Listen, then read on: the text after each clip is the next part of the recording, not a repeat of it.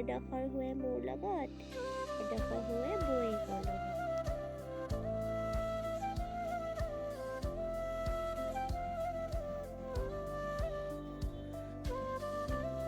দেখিছেনে তাৰ উৎপাতবিলাক আপোনালোকে? সেয়া ৰাতিপুৱাই শুই উঠি পানীতে খুলিছেহি, আকৌ এই বাল্বতে লগাই দি এইটো এনেকৈ জোকাৰি দি 3-4বাৰমান পেলালে।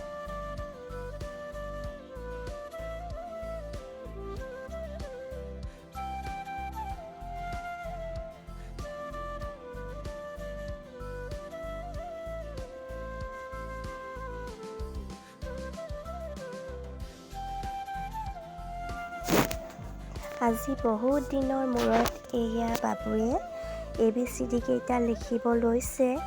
নোচোৱাকৈ পাৰে, কিন্তু মাজতে 2-এটা আখৰ পাহৰি যায়, মানে খেলি মেলি হৈ যায় কোনটোৰ পাছত কোনটো আছিলে।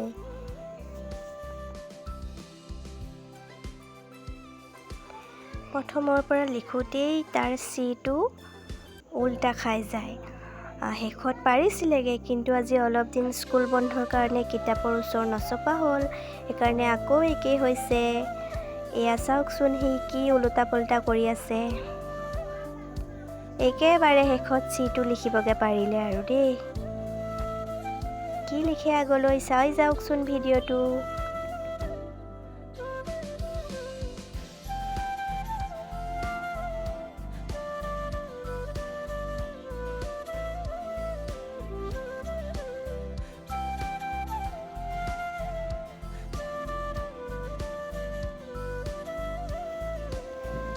শেষত ABCD কেইটা নোচোৱাকৈ সম্পূৰ্ণকৈ লিখিলে। চাওকচোন আপোনালোকে, বাবুৰ বৰ্তমান 4 বছৰ পূৰ হৈ 5 বছৰ। বাবুক অকণমান পঢ়াই হোৱাৰ পাছতে মই ৰাতিপুৱাৰ চোতালখন সাৰিবলৈ লৈছিলোঁ, কিন্তু বাবুৱে বেছিকৈ আমনি কৰিলে। সেয়েহে মই তাক এটা কাম দিলোঁ। ফুলৰ গুৰি এটাত মাটি অলপ কমি আছিলে, ককাকে সৰু সৰু মাটি ওচৰতে আনি থৈছিলে। ক'লোঁ বাবুক, তুমি এইখিনি পুৰাই দিয়া। সি এয়া লাহে লাহে মাটি আনি আছে।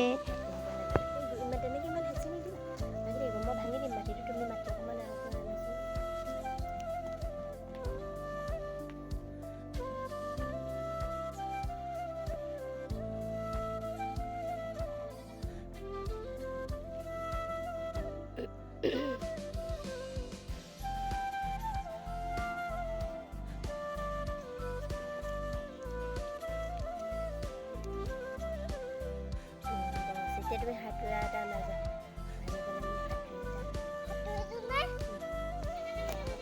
মাটিখিনি যিহেতু লদি হৈ আছিলে, সেইকাৰণে শিলৰ সৰু টুকুৰা এটা লৈ মই লাহে লাহে ভাঙি দিছিলোঁ। কিন্তু তাৰ পাছতে বাবুকো কি কৰিবলৈ লাগিলে চাওকচোন, তাকো কৰিবলৈ লাগে সেইটো কাম।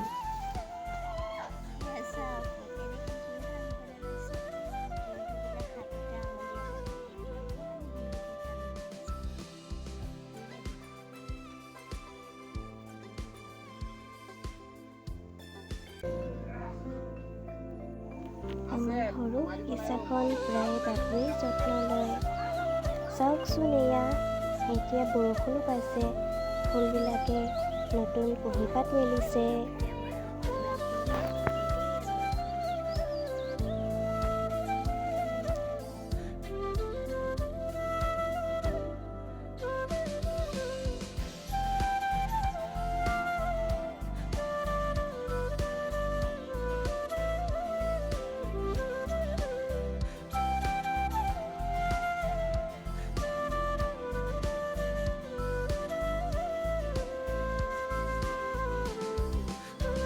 ফুলনিখন চাফা কৰি আহি এয়া বাবুৱে আমাৰ ছাগলী পোৱালিৰ ওচৰলৈ আহিলে।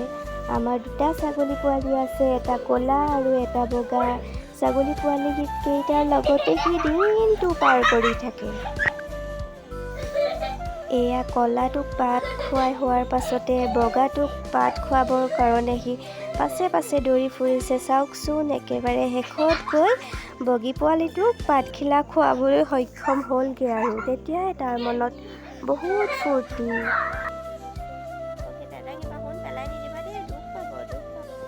এইবাৰ আহিলে বাবুৱে নিজৰ চাইকেলখন ধুবলৈ। চাওকচোন। কৰিছা তুমি এইবোৰ? কি কাম কৰিছা? চাইকেল কাম?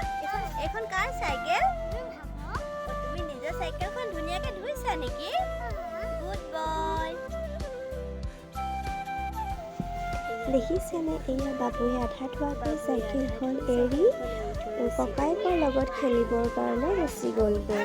সেয়েহে মই অকণমান চাফা কৰি দিছোঁ। বেছিকৈ ধুবও নোৱাৰি যিহেতু ৰ'দ দিয়া নাই, সেইকাৰণে পানী ঢালি নিদিয়াকৈ মুচি দিছোঁ কাপোৰখন অলপ তিয়াই লৈ। ধুই এয়া হৈ গ'ল, অলপ সময় বাহিৰতে ৰাখি দিছোঁ। কিন্তু বাবুৱে আকৌ কি কৰিছে চাওকচোন আপোনালোকে।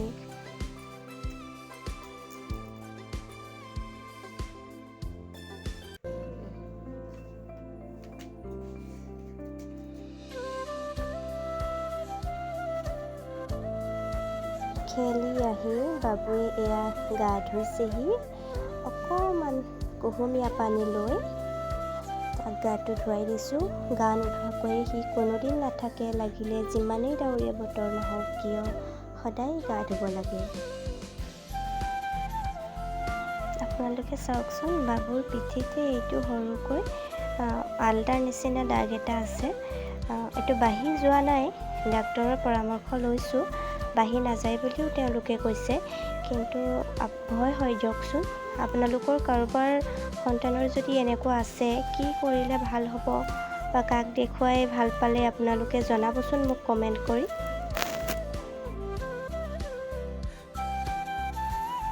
ডাক্তৰে কিন্তু তাৰ এইটো জন্মগত বুলিয়েই কৈছে। আচলতে তাৰ সৰুতে আমি পিঠিটো চাবলৈও নহ'লে, বিশেষ কিছুমান কাৰণবশতঃ, সেয়েহে হয়তো আমি গম পোৱাও দেৰি হৈ গ'ল আমাৰ। প্ৰায় 15-20 দিনৰ পাছতহে বাবুক এতিয়া গা পা ধুৱাই আমি আজৰি হ'লোঁ। এতিয়া আমি ভাতটো খাই লওঁ আৰু আপোনালোকৰ পৰা আজি আমি বিদায় মাগিছোঁ। পাছত আকৌ পুনৰ লগ পোৱাৰ প্ৰতিশ্ৰুতিৰে আজিলৈ বাই বাই।